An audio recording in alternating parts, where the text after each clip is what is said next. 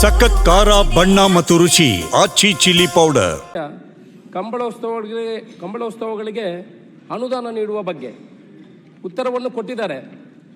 24-25ನೇ ಸಾಲಿನಲ್ಲಿ ತಾವು ಕೂಡ ಒಂದು ಮೀಟಿಂಗನ್ನು ಮಾಡಿದ್ರಿ ಸಭಾಧ್ಯಕ್ಷರೇ.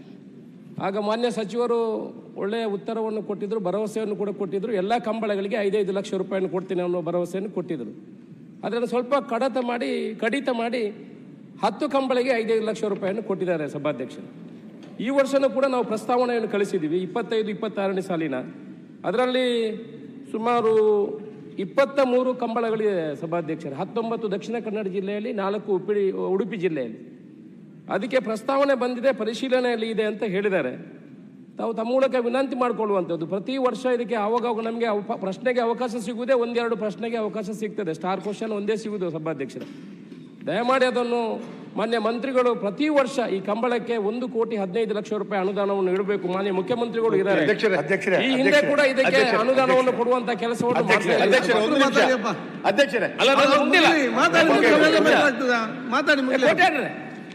ಒಂದ್ ನಿಮಿಷ. ಈ ಹಿಂದೆ ಕೂಡ ಪ್ರತಿ ವರ್ಷ ಈ ಕಂಬಳಕ್ಕೆ 5-5 ಲಕ್ಷ ರೂಪಾಯಿಯನ್ನು ಕೊಡುವಂತ ಕೆಲಸ ಆಗ್ತಿತ್ತು ಸಭಾಧ್ಯಕ್ಷ ಸರ್ಕಾರದಿಂದ.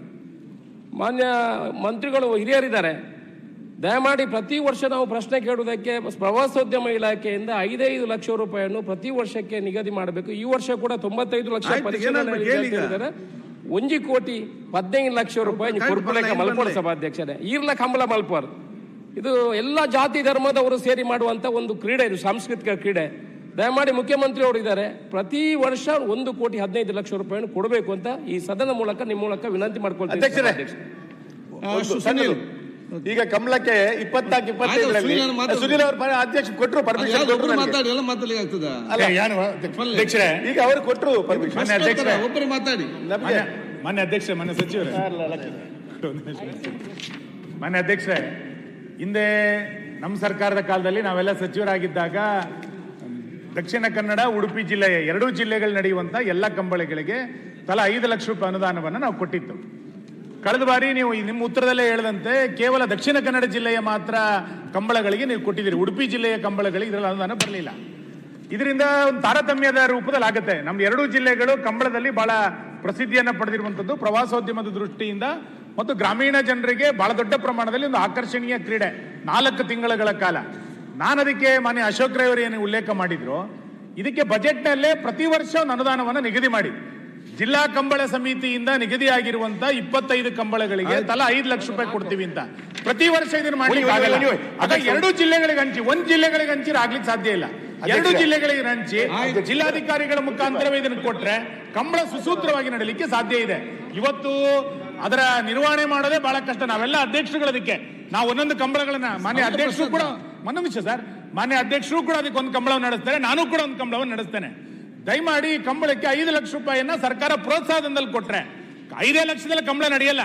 ಇದಕ್ಕೆ ಪ್ರೋತ್ಸಾಹಧನದಲ್ಲಿ ಸರ್ಕಾರ ಕೊಟ್ರೆ ಬಹಳ ದೊಡ್ಡ ಪ್ರಮಾಣದಲ್ಲಿ ಟೂರಿಸಂ ಆಗ್ಲಿಕ್ಕೆ ಸಾಧ್ಯ ಇದೆ, ಗ್ರಾಮೀಣ ಕ್ರೀಡೆಯನ್ನ ಪ್ರೋತ್ಸಾಹಿಸಂತ ಆಗುತ್ತೆ. ಇದಕ್ಕೊಂದು ವಿಶೇಷವಾದಂತ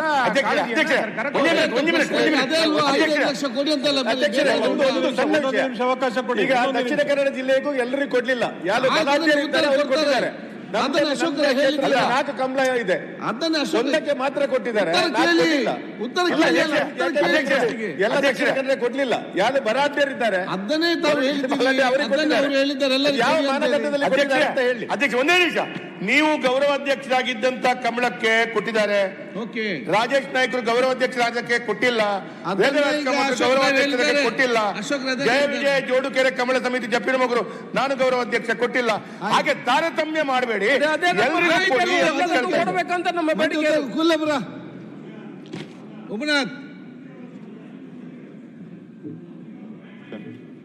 ಈಗಾಗಲೇ ನಾನು ಸಹ ಒಂದು ಕಂಬಳ ಸಮಿತಿ ಅಧ್ಯಕ್ಷ.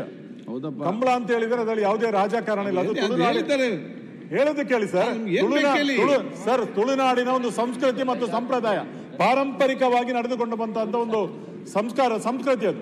ಆದ್ದರಿಂದ ಇದರಲ್ಲಿ ಕೊಡುವಾಗ ತಾರತಮ್ಯ ಮಾಡದೆ, ರಾಜಕೀಯ ಮಾಡದೆ, ಎಲ್ಲರಿಗೂ ಇಂದಿನಿಂದ ನಡೆದುಕೊಂಡು ಬಂದ ಸಂಬಂಧವರಿಗೂ ಕೊಡ್ಬೇಕು. ಅಕಾಡೆಮಿ ಮಾಡಿದ್ದೀರಿ, ಮತ್ತೆ ಪ್ರಾಧಿಕಾರ ಮಾಡಿದ್ದೀರಿ, ಇದು ಹೇಗೆ ಮಾಡಿದ್ದು ಸಂತೋಷ ನಮಗೆ. ಅದರಲ್ಲಿ ನಮಗೇನು ದುಃಖ ಇಲ್ಲ. ಆದ್ರೆ ಮಾಡಿದ ವ್ಯವಸ್ಥಿತ ರೀತಿಯಲ್ಲಿ ಅದು ಆಗಬೇಕು. ಯಾವ ಆಧಾರದ ಮೇಲೆ ಅದಾಗಿದೆ. ಮತ್ತೆ ಎಲ್ಲಾ ಕಂಬಳಗಳಿಗೆ ನೀವು ಅನುದಾನಗಳನ್ನು ಕೊಡುವಂತದ್ದು. ಮೊನ್ನೆ ಆದ ಕಂಬಳಗಳಿಗೆ ನೀವು ಕೊಡ್ತೀರಿ, 2 ವರ್ಷದಿಂದ ಆದ ಕಂಬಳಗಳಿಗೆ. 30 ವರ್ಷಗಳಿಂದ ಆದಂತ ಬಂಟ್ವಾಳದ ಕಂಬಳಕ್ಕಿಲ್ಲ, ಇನ್ನು ಕೆಲವಾರು ಕಂಬಳಕ್ಕಿಲ್ಲ ಅಂತ ಹೇಳಿದ್ರೆ ಎಲ್ಲಾ ಕಂಬಳಕ್ಕೆ ಪ್ರಾಮಾಣಿಕ ಪ್ರಯತ್ನ ಮಾಡಬೇಕು ಅಂತ ಮಾನ್ಯ ಅಧ್ಯಕ್ಷರ ಮೂಲಕ ಮಾನ್ಯ ಮಂತ್ರಿಗಳಲ್ಲಿ ಕಳಕಳಿಯ ವಿನಂತಿಯನ್ನು ಮಾಡ್ತಾ ಇದ್ದೇನೆ.